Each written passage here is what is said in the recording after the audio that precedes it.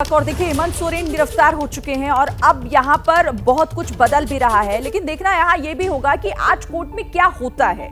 लेकिन गिरफ्तारी के बाद हेमंत सोरेन ने क्या कहा, एक बार वो भी आपको बता देते हैं। उन्होंने सोशल मीडिया पर एक पोस्ट की और पोस्ट पर एक कविता उन्होंने वहां पर लिखी है और उसके जरिए संकेत दिया है, एक मैसेज दिया है कि वो झुकेंगे नहीं। आपको वो कविता भी हम यहाँ पर बताते हैं क्या लिखा है। ये एक विराम है, जीवन महासंग्राम है, हर पल लड़ा हूं, हर पल लड़ूंगा, पर समझौते की भीख मैं लूंगा नहीं। ये कविता सोशल मीडिया पर पोस्ट की है उन्होंने कि क्या हार में क्या जीत में, किंचित नहीं भयभीत में, लघुता ना अब मेरी छुओ, तुम हो महान बने रहो।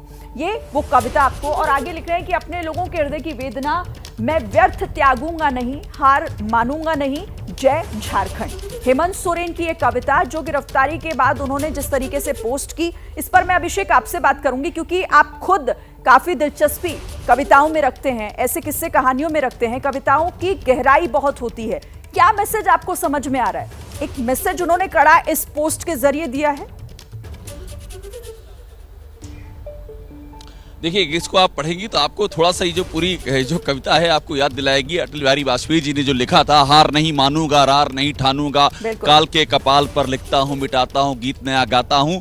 कुछ उससे जोड़ करके बनाई गई कविता है। बेसिकली हेमंत सोरेन इस बात को स्थापित करने की कोशिश कर रहे हैं कि उनको टारगेट किया गया है, वो आदिवासी समाज के बेटे हैं और वो लड़ेंगे अपने समाज के लिए। एक तरह का इमोशनल कार्ड है ये जो कविता उन्होंने पोस्ट की है और जेएमएम इसी पर आगे बढ़ रही है।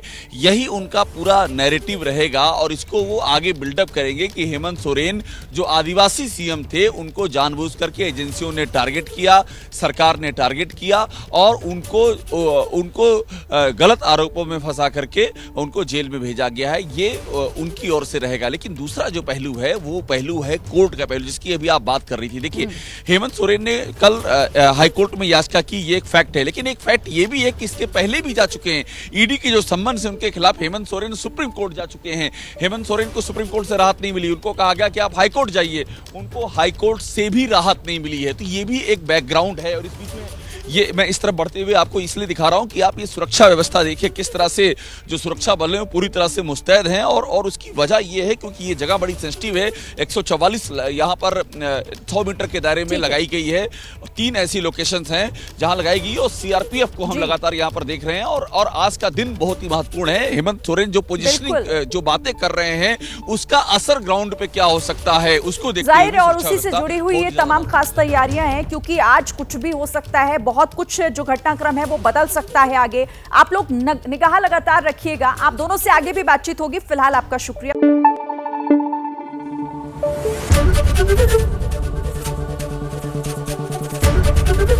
एबीपी न्यूज आपको रखे आगे।